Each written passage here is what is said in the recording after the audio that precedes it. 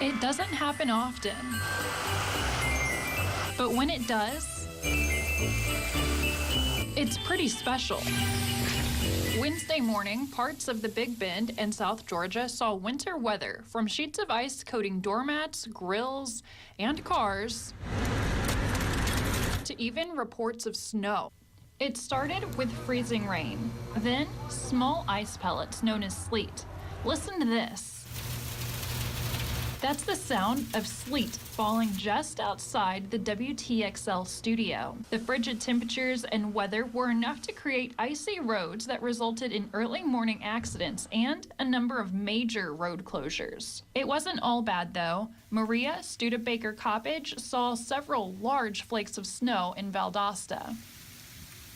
As the system continued moving through the area, residents in Tallahassee and our eastern communities saw snow, like Twitter follower Deb_Webb. A rare event in these parts, the last time measurable snow was recorded was 28 years ago. For many, like 6-year-old Charlie Finley, this was their first time ever seeing snow up close and personal. In Midway, Jennifer Myers, WTXL ABC 27. South Washington Street in Bainbridge is just like the rest of the city. There's downed trees, parts of the road are completely blocked, but there's also neighbors helping neighbors clean up, trying to recover from what Hurricane Michael left behind. Anitra Powell was home when the storm passed through the city. She said that listening to the howling winds and falling trees scared her, even though she was surrounded by loved ones. Cleanup has begun at the Powell residence as a step toward getting back to normal, though there is still a lot that needs to be done, especially in the backyard. This is what it did to my backyard, you know, trees falling in the backyard and stuff, all on the side of the house, and,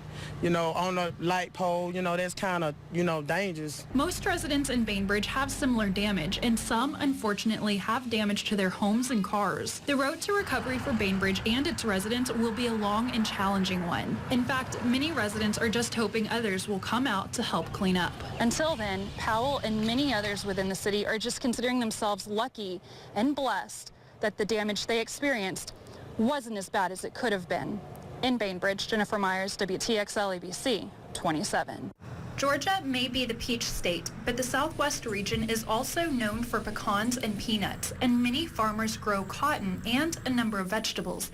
That is, until Hurricane Michael hit. This year we were set to have a record yield in cotton and in most all crops. It was a great growing conditions this summer, very little disease or weed pressure. Farmers were set to make a lot of money to kind of dig out of a hole that we had last year. Last year we had a little insect called whiteflies that devastated the cotton crop. But after Hurricane Michael, the projected record crops are no longer a possibility. Farmers at Longleaf Ridge are still processing how much of their crops were lost, but the cost to rebuild is already daunting. Those systems that look like this that are completely overturned, there's no way to actually fix them. We're going to have to completely replace the system, which is, that's a huge expense we of course weren't accounting for at the beginning of the season. The farm also lost pecan and pine trees that were planted generations ago. Of all of the areas in Longleaf Ridge Farms, this was the one that was hit the hardest.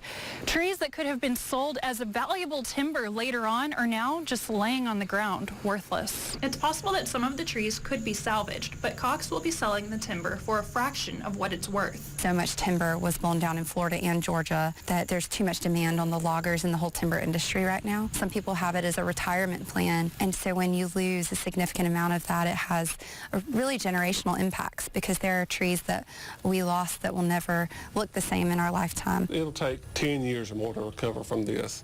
The pecan guys, it'll be a generation before they fully recover. As for Cox, her family, and those who work on the farm with her, they are just focusing on tomorrow. We know that this has impacted our lives at the current moment, and it will impact our lives for the future, but we're taking one day at a time.